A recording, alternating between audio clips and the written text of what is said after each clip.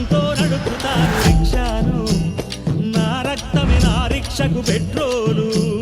రక్తంతో నడుపుతాను రిక్షాను, నా రక్తం నా రిక్షాకు పెట్రోల్ అన్న.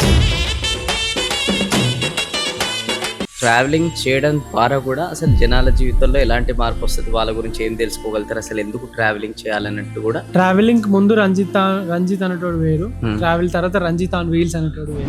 ఒక రోజు ఒక 100 కిలోమీటర్లు 40-50 కిలో లగేజ్ వేసుకొని ఎక్కడ పడుకుంటానో తెలియదు, ఎక్కడ ఫుడ్ దొరుకుద్దో తెలియదు, దొరుకుతుంది నచ్చిద్దో లేదో తెలియదు.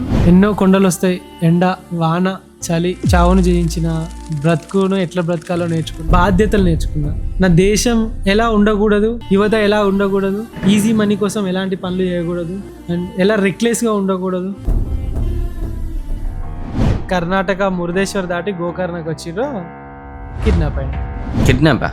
అదేంది? ఇవాళ ఈ బక్రగాడు దొరికింది మాకు. ಇವತ್ತು ನಮ್ಮ ಬಕ್ರಾ ಇವತ್ತಿನ ಪ್ರೋಗ್ರಾಮ್ ಟಿವಿ ಬಕ್ರಾ ಅವನೇ.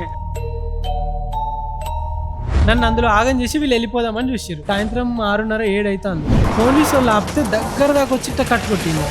వీళ్ళు నన్ను ఏదో చేద్దామని ఫిక్స్ అయిపోయారు. పొద్దుగాల 10 గంటలకు నన్ను పోలీస్ స్టేషన్ రమ్మంటే కుక్కలను కొట్టిండు వాళ్ళని. 41,400 కిలోమీటర్స్ మీరు ట్రావెల్ చేయడానికి మీకు ఎవరు ఇన్స్పిరేషన్స్? చిన్నప్పటి నుండి మా డాడ్ అంటే ఫుల్ భయం నాకు. తనతో ఒక 10 days, ఆ లాస్ట్ 10 days ఏవైతే ఉన్నాయో, ఒక 300 మెంబర్స్ పీపుల్ ఉండే అక్కడ హాస్పిటల్. అలా వాళ్ళ బెడ్ పైన వాళ్ళ స్టోరీస్, వాళ్ళు చెప్పే విషయాలు, వాళ్ళ లైఫ్ స్టోరీస్, జీవితాంతం మేము we are running behind the money. కానీ ఆ మనీ ఏదైతే ఉందో ఇవాళ మమ్మల్ని బెడ్ మీద కాపాడలేకపోతే. ఆ 10 రోజులు మా డాడీ ఎంత కష్టపడ్డాడు మా కోసం. పెద్ద ఎండ్ లాస్ట్ సుఖపడే టైంలో 10 రోజుల తర్వాత చనిపోయింది. నేను చచ్చిపోయే సిచ్యువేషన్ చాలా వచ్చింది. శక్తి ఏదో ఒకటి నడిపిస్తుంది అని అనిపిస్తుంది నాకు వెనకాల. అది మా డాడీ ఏమో అనుకుంటాను.